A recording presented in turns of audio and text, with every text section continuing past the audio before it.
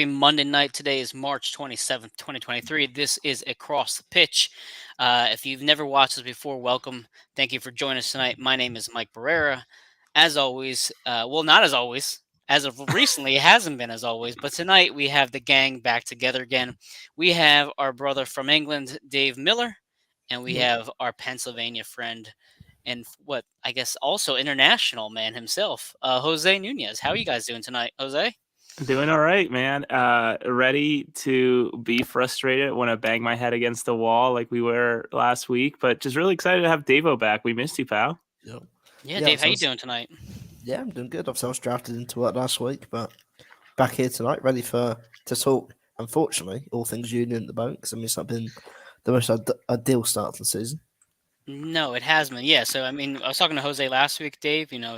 We haven't been together in almost a month, the three of us, because of obligations, sicknesses, everything else in between. I'm looking at the schedule right now, guys. By the way, next Monday, I believe, is a national championship game for NCAA. So I might not be, I might not be here next Monday. So we'll figure that out later on this week. But as we've titled this episode, there's a bit of a concern in Chester regarding our beloved Philadelphia Union. If you guys missed the match on Saturday, they fell for the first time at home since September of 2021 to Orlando, 2-1. But the real story from that game was within the first 10 minutes. So Jose, you were at the stadium, right, Jose? Yeah, I was at the stadium, 140, loud and proud with the rest of those guys. What a frustrating 10 minutes and really 97, I guess, or probably more than that with the added time and the referee adding more and more to it. Coldish evening ish. The rain held out. I think I actually thought the stadium was going to be way more empty than it actually was, considering, the rain being called for up until maybe 4 hours before match. And then suddenly no rain until the last 10 minutes, which was wonderful. But man, what a frustrated evening. I'd be interested to hear from you, Dave, what you thought watching it from the other side of the pond. I mean, again, when you can see twice in the first 8 minutes of a game, it's never, it's never ideal. I think the most frustrating thing was the manner of the two goals. I think, again, look at the Miami game and you can see two great goals. And you think, okay, fair enough, you can hold your hands up. But just the manner of both goals was just so poor. Obviously, there's been a lot of discussion online about the first goal. Just think it's just a calamity from everyone really involved in it, from the defenders and Leon. People have to take accountability for their man. So again, obviously it was smart play from. I'm not too sure who won the initial header. But obviously, he started deep when the ball was played forward and then dropped in. So again, like it was Pereira. Pereira. It's Pereira. Someone has to communicate now. If it's a centre back, one of the centre backs has to let Leon Flack know that the guy's coming. Has obviously pulled up, or you have to go out with him. Obviously, again, of course, Leon could have gone for the header, unless someone else has made a call for it. Who knows? But it was an ideal goal. And the second goal for me was just as bad, if not worse, to lose possession as cheaply as it was on the halfway line. And then, you get bodies back, and then Jack Elliott's obviously pushed out to the ball to try and press it. And Joaquin Torres has obviously had to drop in. He's watched his man run across him into the penalty marked. And Joe Bendit, crikey, he just literally left the entire far corner open. He literally just stood there and was saying to the forward, literally just passed the ball to the bottom corner and not let it in, because it was just, the positioning was terrible. It wasn't a good. It was a disastrous first 8 or 9 minutes. I think my friend who was watching the game messaged me going, he turned it off after the 3rd minute. It was like the first couple of games, and then obviously I think after the second goal, I think he definitely tuned out. But I think it was just a bad afternoon for a team who clearly hasn't sorted out its depth, and in obviously the MLS sort of transfer market hasn't addressed the depth concerns. Perhaps we were confident at the start of the season, but clearly looking at it, we're not perhaps as solid as we thought we were. Yeah, it's been so I guess just doing some backtracking here, right? So as we just talked about before we entered, we went live, rather. We've played 5 MLS matches so far. If you look at the 2 CCL matches, the first game was on a pitch that really nobody can thrive on. So I kind of throw that out the window. The second CCL match was obviously very much early decided with the red card being awarded to us. So you look at these 5 games as best you can. First game we win didn't look great to start the first half, right? Of course, getting that rust off from the offseason. Like you said, Dave, those 2 golazos in Miami really beat us, and you can't do anything besides tip your hat. But then that's when things started becoming actually worrisome for us. We hosted Chicago, looked kind of poor. We went to Montreal and didn't really have the best performance. And now this match, yes, international duty affected both sides, right? Both teams were missing players, but our lineup should have been good enough to win, if not draw at home, and it wasn't. I know, as Dave, as you mentioned, there's been a lot of talks about the first goal with Leon Flock. Maybe this shows you how important Martinez really is in that sixth spot because, to kind of, I guess, piggyback off what Dave was saying, Leon was kind of stuck in no man's land. I think he should have been more aggressive with it. I think Jose would have probably been more aggressive in getting that header from Pereira. I know as any unit, all three of us have talked about since the game, and I know Danny Higginbottom mentioned it on that evening. Flock was basically just trailing Pereira, and there was just a lot of miscommunication in that space in between him and the center backs. But the problem is, Dave, is miscommunication shouldn't be happening with this group. It's not like Jacob and Jack and Leon haven't played together before in that spot. Leon starts every game, so the communication should be better. But Jose, what's more worrisome for you? The communication side of things, or maybe the depth issue that we are starting to kind of see in the lineup? I'm convinced that it has to do with the communication, right? I think, yes, we should be frantically looking for a striker. I think, Dave, you were loud and clear about that in the group chat of, if you're Tanner, or if you're someone judging Tanner for his work this offseason, sure, we brought in some great pieces, but where's that striker piece, right? Is it really Carranza, Ua, and then you go to Quinn and then Donovan, maybe, right? Is that really the answer? I don't know. But communication-wise, I think, yes, that was some of it. But you also, having played that left side myself, personally, I don't think Leon's used to having that much space around him, right? Where he usually sits, he either has a very small amount of space, and then it's the chalk. I call it the chalk, the line, right? He has the line up to his back, and he does not have to worry about anybody roaming behind him. He doesn't have to worry about anybody running past him on that side. And if they do, he can certainly take a look at it and follow. But man, it reminded me of the very first time you throw somebody into a different position in any type of game, may it be adult amateur soccer, high school soccer, collegiate soccer, and it's a position they're not used to. And I think it was just so apparent with Leon that was, in all due respect to Orlando, they are a good team. They took Tigres to the 12th hour to challenge them in the CCL. Let's not disrespect them for what they are too. But Leon was just, I think he just had a hard time. Well, then, Jose, I'm going to stop you then real quick. Then, if I agree with you 100%. Why not Bueno there then? I don't know. I thought about that after the fact. I was frustrated getting into the stadium because there was an accident. So I got there maybe with like 10 minutes to go before the game started. So I rushed, finished a beer that I started in the car as a passenger. Okay, sure. And and strolled into the game, and I thought, oh my God, really? This is the lineup. This is something. Bueno is a far slicker, better passing, more offensive, but I think slicker in that he can actually move, not Leon, who I think is just a synonym for Bedoya and how stiff he is in his movement, if that makes any sense. I think Leon and Bedoya are just such very stiff players where their hips are always, they're having a hard time moving and shifting their body around and their speed, where you have someone like our Pereira and our Gazdag, who are just slick, shifty, right? So faster for sure. So I don't know. The Bueno decision was just, again, head scratching, where the man just deserves an opportunity. And if not this Saturday, I don't know what. I really don't know what it's going to be. You'd think an international break would do it. Well, Dave, I like your point about the strikers. I do think that Quinn should be the number 3 striker. But the problem is that I was looking for. I know right now the lineups are kind of been a little bit awkward because of the constant traveling in games. But I mean, wasn't Torres supposed to be almost like a backup striker as well? Or maybe even play as a second 10 and change the formation up? I mean, do you think Torres is the person you're looking for or no? I mean, clearly not, because I mean, apart from that first game when the Union already got that 3-1, he hasn't Yeah. actually. And obviously, again, you can obviously say the goal that he did score at Chicago, but again, it was a lucky goal. He struggled to really be involved in games. I can't remember him doing much in the game on Saturday. He didn't really influence the Miami game when he came on.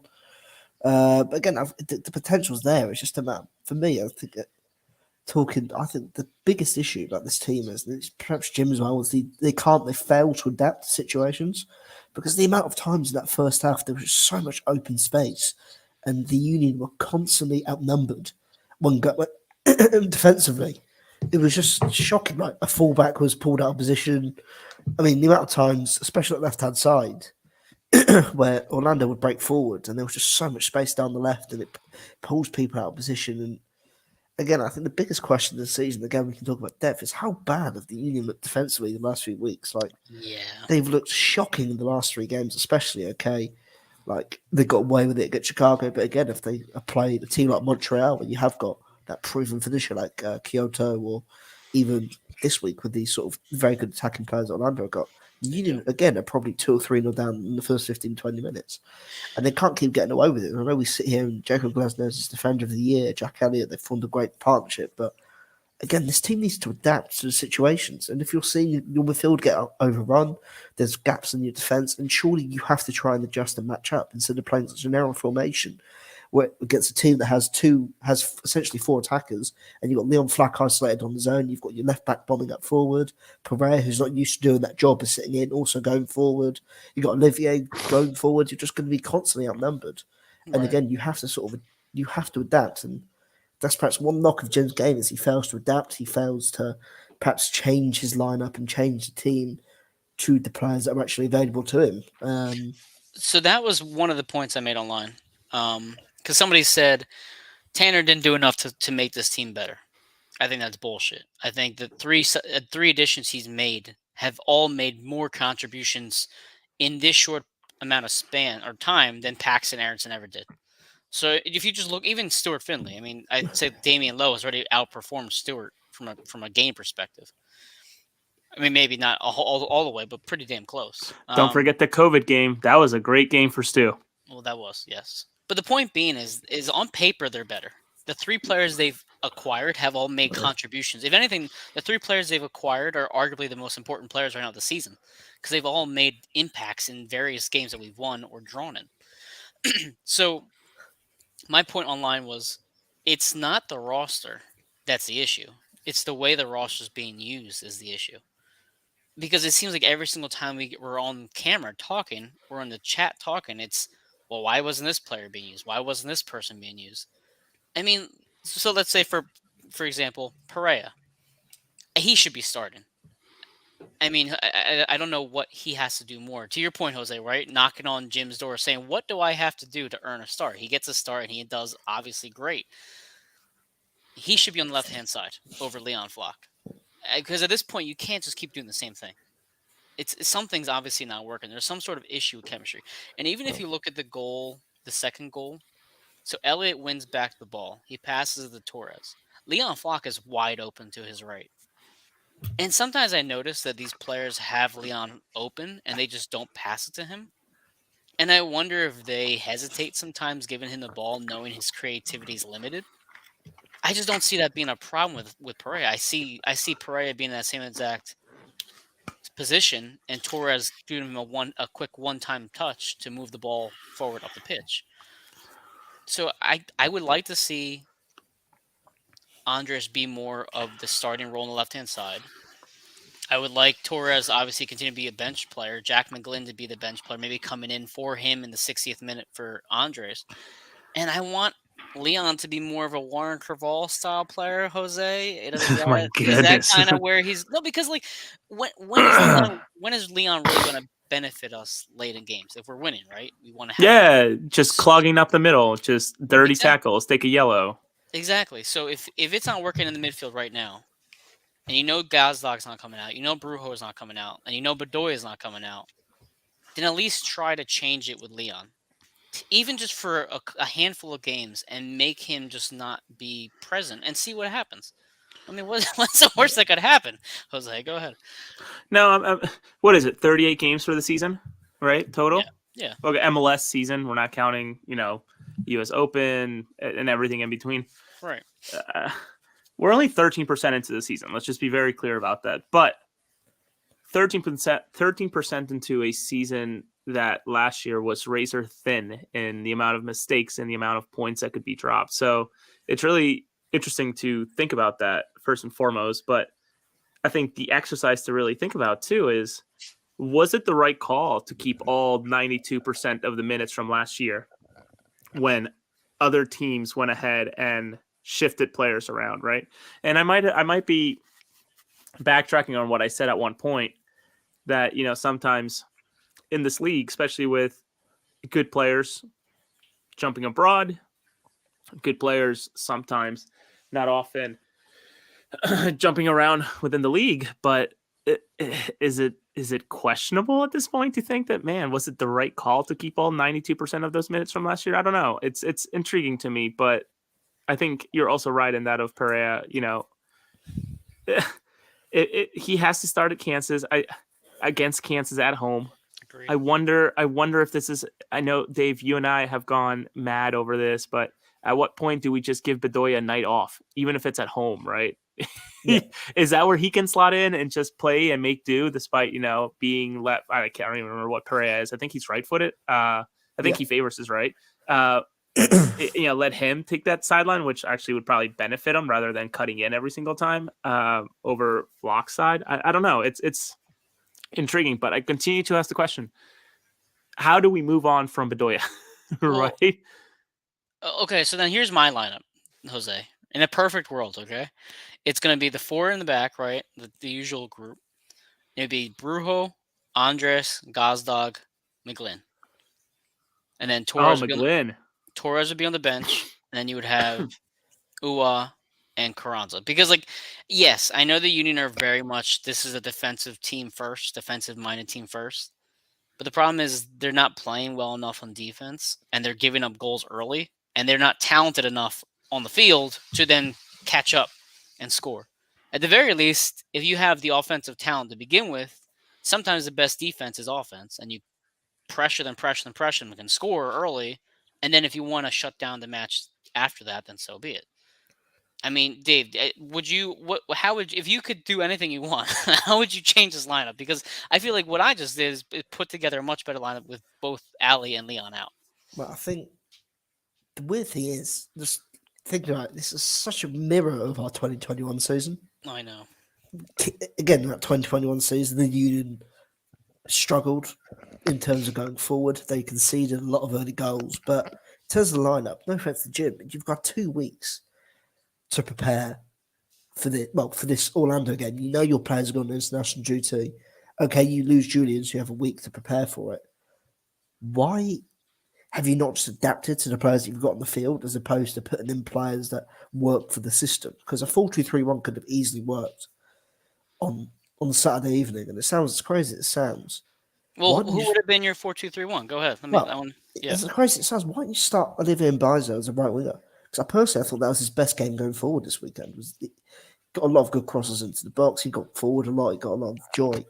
I'd have honestly, if this is obviously a 4-2-3-1, I'd have started obviously Bendick in goal, Harriel, Elliot, Glasnez, Wagner, and then you'd have had Bedoya and Flack as like the 6s/8s, and Bizo on the right, Torres on the left, and then Pereira in the middle, Uar up front. And then you have managed to get your best players that you've actually got available to you in your starting squad, as opposed to chucking in Chris Donovan, who hasn't scored. I don't think he scored in them last goal, hasn't been getting that much. And you're forcing in, again, you don't have to force in these players just to fit the system. And I guess if the rumors are true, that obviously that we're playing the system consistently because it's the way that Ernest Tanner wants to play. And then if it gets to a point that, again, teams are going to find you out if you play the exact same system for 3-4 years in a row. Like, look at Man City, for example, Jose. Like, Pep changes it up so consistently, not just his lineup, but he changes up the formations, the patterns of play. The Union team, you know exactly how they're going to line up every single week, and it makes things so easy and predictable. And they're going to try and sit back, they're going to try and catch you on the counter attack, they're going to use their pace of the strikers. Teams can easily catch on, and obviously, are we ever going to see 5 at the back or whatever? I mean, who knows? But I think it gets to a point where perhaps you do need to change things up just to catch out your opponent a bit and try and catch them off guard. They look at your lineup and the way you line up with a 4-2-3-1. They think, oh, bloody hell, like, we didn't prepare for this. We sort of made sure we packed the middle so they can, then you've got the width and play it wide. But yeah, I think it's just, at the moment, it's just, again, it feels so much like the 2021 season where it's going to be such a frustrating ride until perhaps we get knocked out in the CCL, which somehow alleviate the pressure and the stress. Obviously, with the Atlas game coming up, it'd be interesting to see how Jim does pick the team because, again, no disrespect to Alianza, but Atlas from a different stratosphere. And yeah. So, I mean, a very, very strong side. So, again, how are you going to approach this? Are we going to end up seeing Chris Donovan again? And, again, this weekend, obviously, I presume that Hoodie will be back in the starting lineup. I mean, will Bakenua play more than 90 minutes? More than 70 minutes, sorry. I mean, again, there's just so many questions going into this game with this team where you don't know the answer to it. It's concerning that you don't know the answer to it. Again, I think we know the answer to it. I think we just know it's not going to happen. Yeah. Can this team adjust? No, but it's true. I think we've all laid out. I think we've all laid out options of what could be done. I think, Dave. I think your lineup with the 4-2-3-1 is great because who would have been your subs? Donovan would have been your sub. That's my other problem. I'm not being funny, but if you're losing 2-1 in a game, why the hell are you bringing on a left back and for your striker? I mean, okay, you've got Raffanello on the bench. I know he don't think he's playing the MLS, but chuck the attacker on and give them an opportunity to impact the game. I don't care if he's never played before. It's better than sticking a left back on. What is Matt Real going to offer you when losing 2-1 in a game? Was the tactic was the tactic then to just push up Elliott to be a Corey Burke and just flick the ball off? Because I think they did that.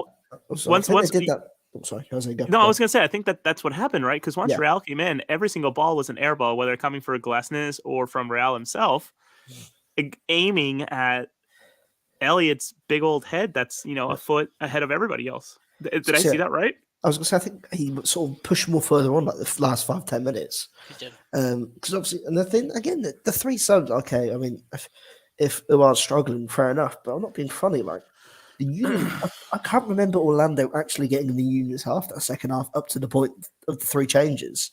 And then as soon as the 3 changes happened, the momentum was killed, like, in terms of, okay, the Union still great chances, but the game opened up so much more. Orlando got more joy going forward. They got more possession of the ball.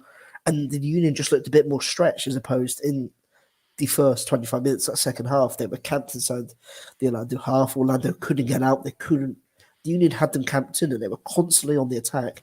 And they made the 3 changes and they completely killed that. The game got, as I said, like, Orlando probably had 2 or 3 massive chances after the 3 changes were made. And I think it did upset the balance. I think I don't know why he took Mbaizo off. I'm not being funny. I mean, again, Nate Harrell was a good defensive right back, but the hell's a defensive right back going to offer you when you need a goal?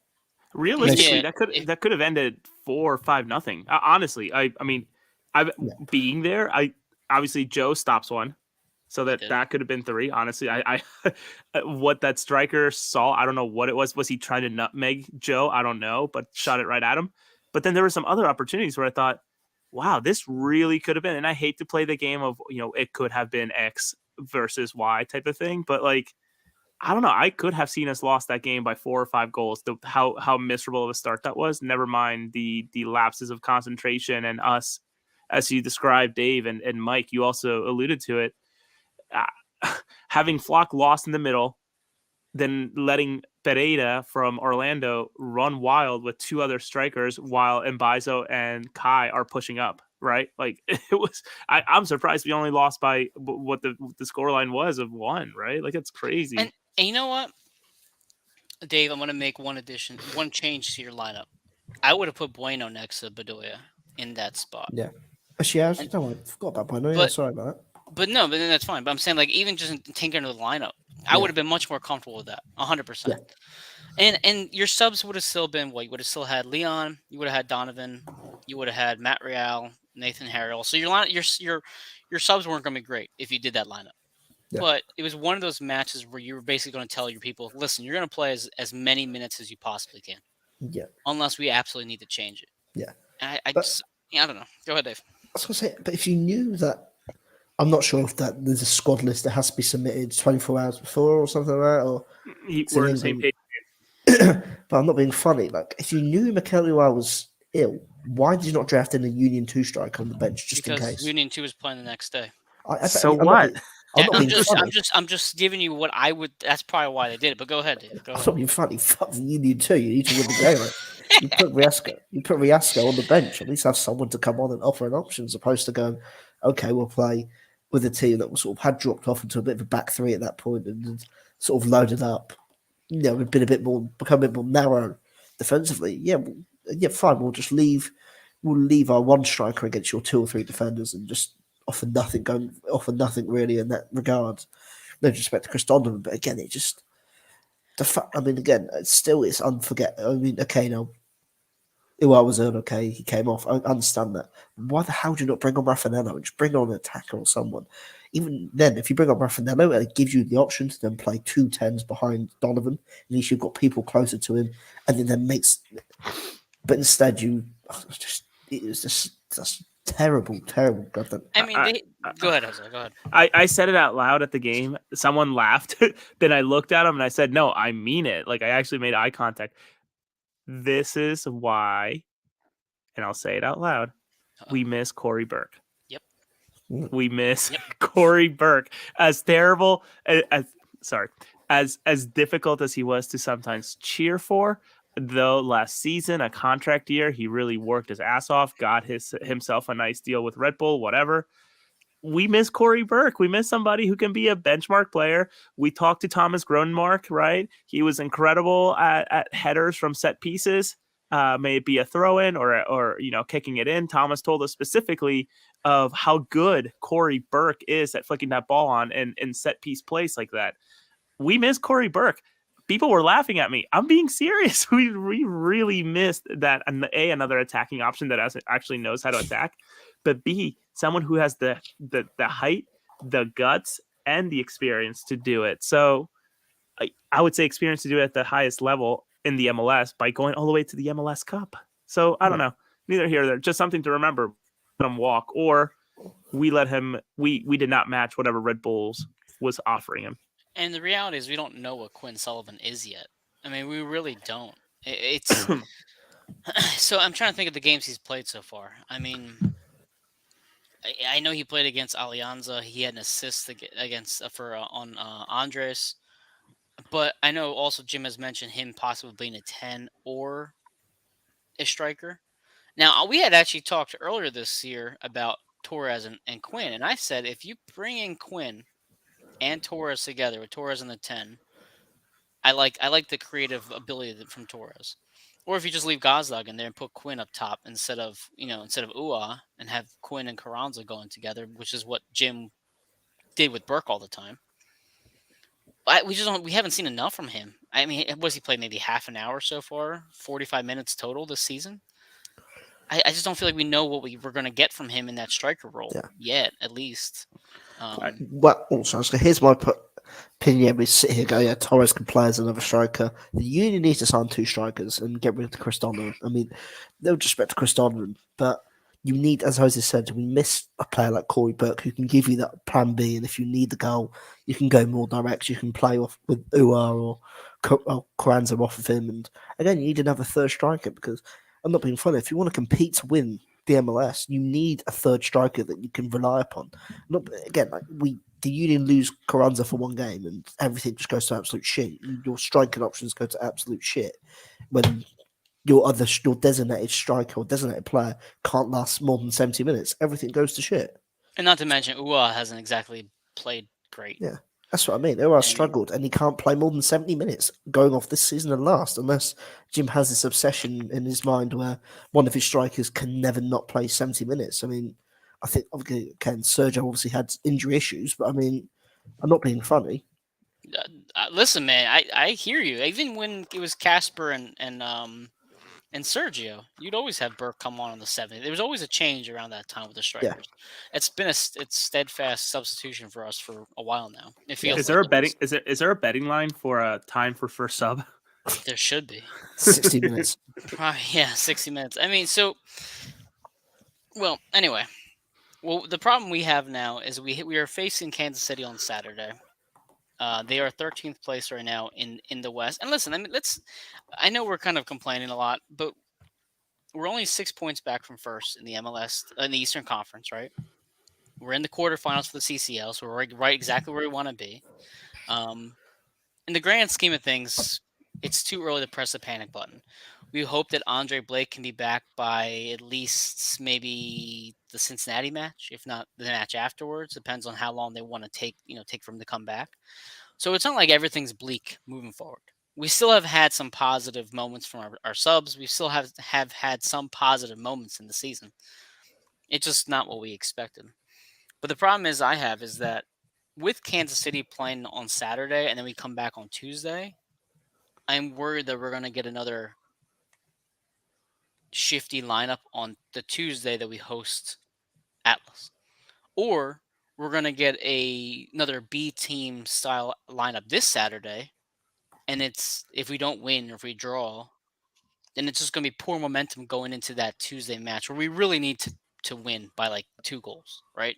We cannot host Atlas and draw. We have to win by at least 2 or 3 goals. That way we go to Mexico and have the pressure put on them.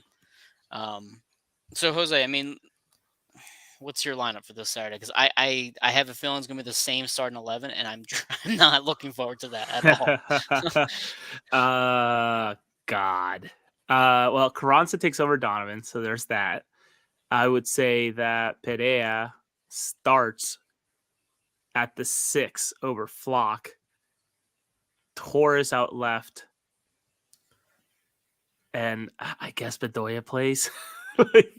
I don't know. Bedoya outright, and then obviously the back 4 that we saw. I don't know. I could see Harriel stepping in for Mbaizo just for this game. Kai is untouchable. You piss him off, he can just walk out this summer. Who knows? I don't know if that matters, but just speaking out loud, I don't know. It's gonna be weird. It's gonna be a weird game. Do we? Mike, you sort of alluded to it. Things could be worse. Things could be a lot worse. We could be Kansas, but we face Kansas. So are we going to go down to their level, or are we going to figure it out and win by 2-3? Who knows? I mean, even the players that we bought this season or this offseason are the type of caliber that can start in most teams, but somehow it's still not clicking. Ruh-roh. Mike, I think you're muted. Go ahead. Why don't we go to you, Dave? What is your predicted lineup? I mean, for this week, I think it will be the Diamond again. I would be shocked if it's not. I think it'll be the exact same team that started against Montreal. I think it'll be the same team. Can you guys hear me now? Okay. Yeah, go ahead, Dave. I think it'll be the exact same team that started in Montreal. There's no doubt about it. Everyone got excited in the preseason, like, oh my God, we're going to play a back 5, we're going to play 4-3-3. I'm not going to believe any of it until I see it. And I'm convinced. And, I'm sorry, but if your director of football is the one that's telling you what formations you play, clearly Jim can't change his formational system until Ernest gives him the green light to. Clearly, he's the guy that makes all the transfers, has all the say in all the transfers. Clearly has the say in the way the team plays and the formation the team plays.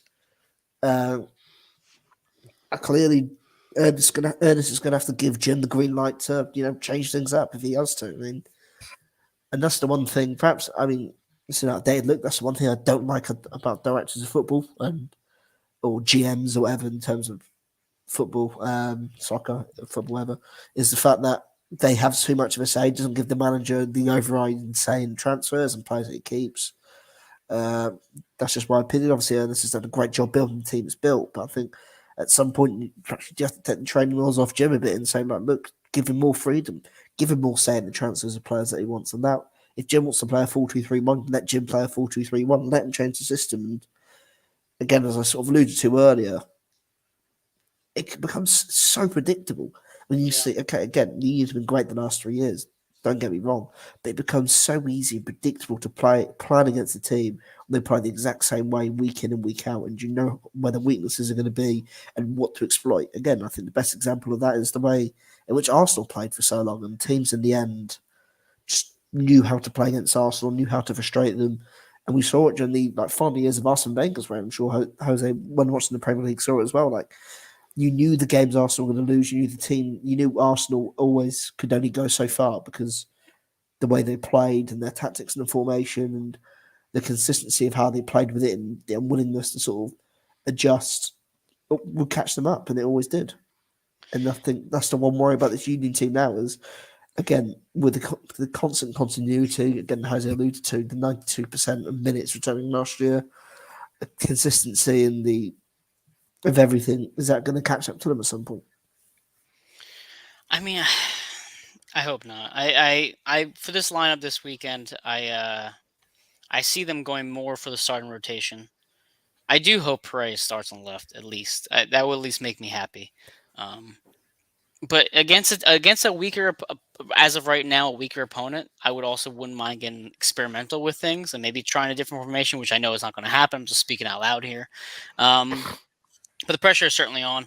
So right now, let's see. I'm going to look at the betting lines here real quick, if you can bear with me for 1 second, because I'm sure the Philadelphia Union are heavy favorites entering this match. But as I look up these stat lines, Jose, what do you think your prediction is for this Saturday, despite all the woes and concerns we have for this one? Two goals for us. A 2-1 win for us. I think Graham Susi for Kansas scores. I think for us, Carranza makes his return, scores in the first half. I'm being super specific. Don't mind me. And I think Pereira just scores another goal and puts another notch on his belt onto why he should be starting more often. You know, let's see. Okay. I'm trying to find this game on FanDuel and I don't have it. Really? Yeah. Interesting. FanDuel does not have the Philadelphia Union currently in their books. Too much soccer in between. International break right now. So that was a ton of international games. When my mic was muted, I don't know how it did that either. I asked, is international duty going to affect this Saturday? I don't think so, right? No. Okay.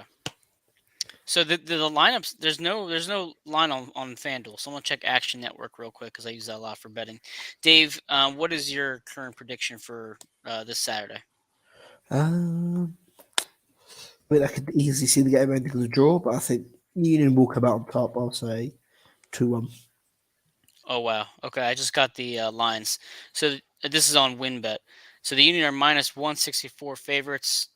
Apparently on FanDuel, Sporting Kansas City is plus 500.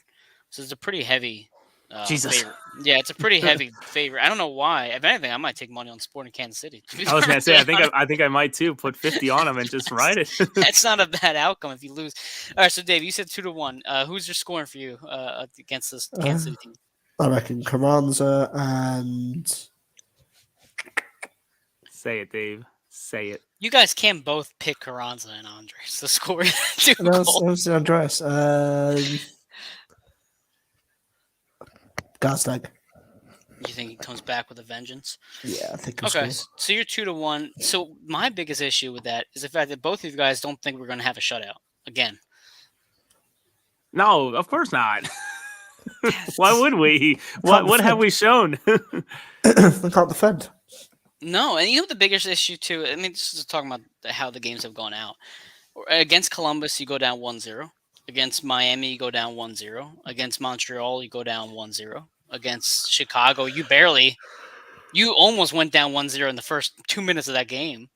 If I remember, the guy just basically, I think it was Mueller, just missed the freaking kick. Yep. And then you go down early within the first, 120 seconds of Orlando match. You've almost conceded or have conceded within the first 15 minutes every single game.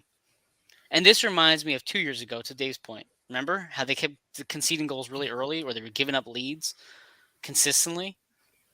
It's the same thing. I mean, is the CCL curse that really that big of a thing? Is it that much of an impact on the MLS season that these teams can't play well? Because if you look at the historical numbers, when you're in the CCL, you've historically had a poor MLS campaign. I just don't see how it's that impactful with this roster, considering how deep it is and how much Jim has changed the lineup, that we can't put together even a decent performance. But the bigger issue for me is the fact that we can't survive the first 20 minutes without like a legitimate chance to go down 1-0, which is a massive issue for us right now. So I don't blame you guys for saying 2-1. It's just kind of alarming that I don't think either of you have predicted a shutout at home yet. Just saying. So for me, I'm going to go more optimistic. I think, guys, they do 2-0. They're going to get the shutout at home. I think Ua scores, and I think Bedoya scores. I've been waiting for Ali to score. I think he came very close this past week. I think he actually almost missed. He had a goal against Montreal, if I remember correctly. So I think Ali scores. I think Ua scores, and hopefully gets his shit back. Sometimes you need to just play a crappy opponent, like the DC United game, right? We need to play someone that we could just beat up on to get this ball rolling here. So 2-0, Bedoya and Ua. You guys have 2-1, 2-1. With Carranza both scoring. And Jose, who would you say your other goal scorer was? Andres? And then, Andres and Julian. And then Dave, you said Julian and Gazdag. Gazdag. Okay. Hey, sorry, just go back to your point about getting things rolling and getting players rolling again. That's why again, obviously, obviously scored twice. Mikel obviously scored twice in Montreal, but I mean, before that, he hadn't scored this season. And those Alianza games would have been the perfect opportunity to get Mikel going, and especially the home game. Again, that perhaps that fuels on the. I think I said in the group chat. I think perhaps that again fuels the thing of perhaps he can't play 90 minutes. He can't play twice in a week and things like that because again, you take him off with 20 minutes to go or 30 minutes to go, whatever, against Miami, 2-0 down, chasing the lead, and it's sort of like where you're taking one of your premier players off when you're chasing a 2-0 lead and you haven't started in the midweek game in the CCL. Again, that then also adds to the conspiracy theories of Mikel can't play more than 70 minutes. He can't play full games. He's not fully healthy. And it just, again, all of that just isn't a good look for this team. Mean, at this squad management. At this point, you have to get all three of them going because when's the last time Carranza scored? Columbus game? Columbus. Game. So he hasn't scored against anybody since Columbus. And then Gazdag scored against Columbus. Chicago? No, he didn't score Columbus. Chicago. He was 2 PKs.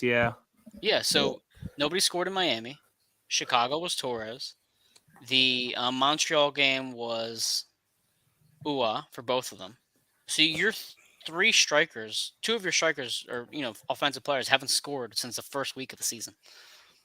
That's a huge problem. And then to Jim's point in the press conference, he's like, I like that Glesnes is creating chances, but if your center back is creating chances on a regular basis, that's a problem because he shouldn't be the one generating offense. It should be everybody else in front of him. As you can see, the frustrations that we had last week have continued to this week. I think we're all frustrated at this point. We've all been tinkering with the lineup about 1,000 times over to figure this out. But ultimately, it comes down to Curtin and Tanner to piece it together and say, hey, this isn't working. We need to take Leon out, or take Bedoya out, or even change the formation to the 4-2-3-1, as Dave mentioned earlier, and just change something. Because, as they say, right, insanity is doing the same thing over and over and expecting different results. That's kind of where we're at right now with this lineup. So, Jose, any last thoughts before I read the sponsors and sign off? Excited to be at the game this weekend, and we'll certainly be recording right before you and I actually go to Atlas together, or to the Atlas game at Subaru Park.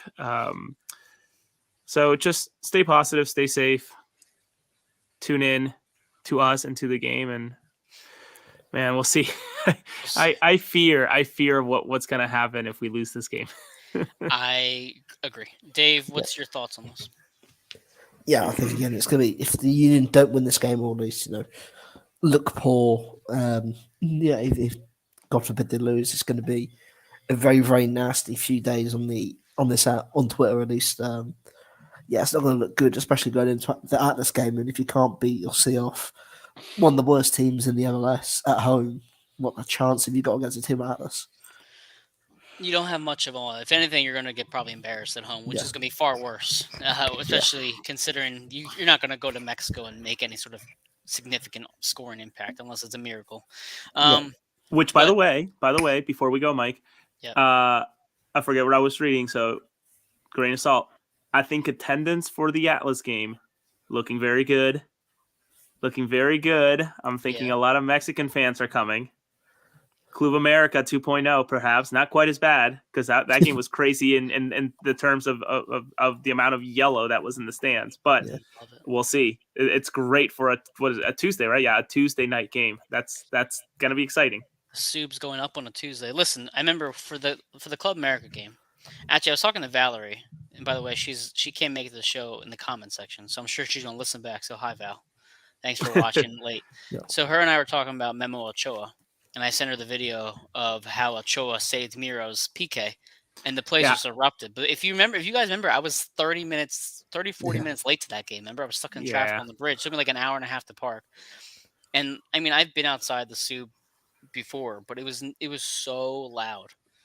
The Club America fans were so loud that night, and it was one of the loudest I've heard that stadium ever. And that includes the Eastern Conference Finals games. It was just they brought such an energy. And I rewatched the PK that Miro missed, and like the roar from the crowd made it sound like it was a home game. That's how many of them that were there. Even on the streets outside the stadium, they were still selling stuff when I got there at the 40-minute mark.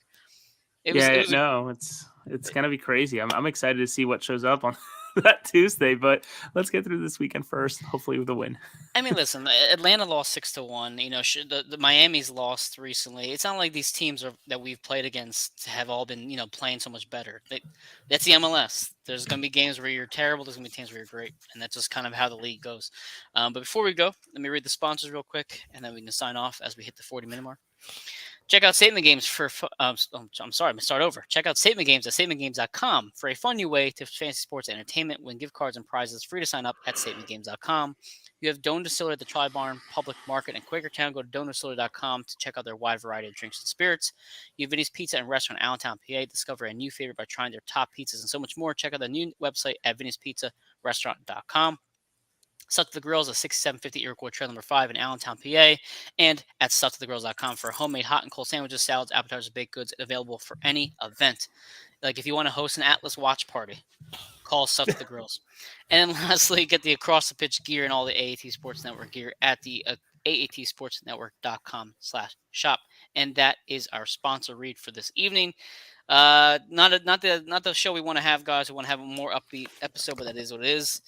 Saturday night, Union hosts Sporting Kansas City. Until then, go Union. Doop.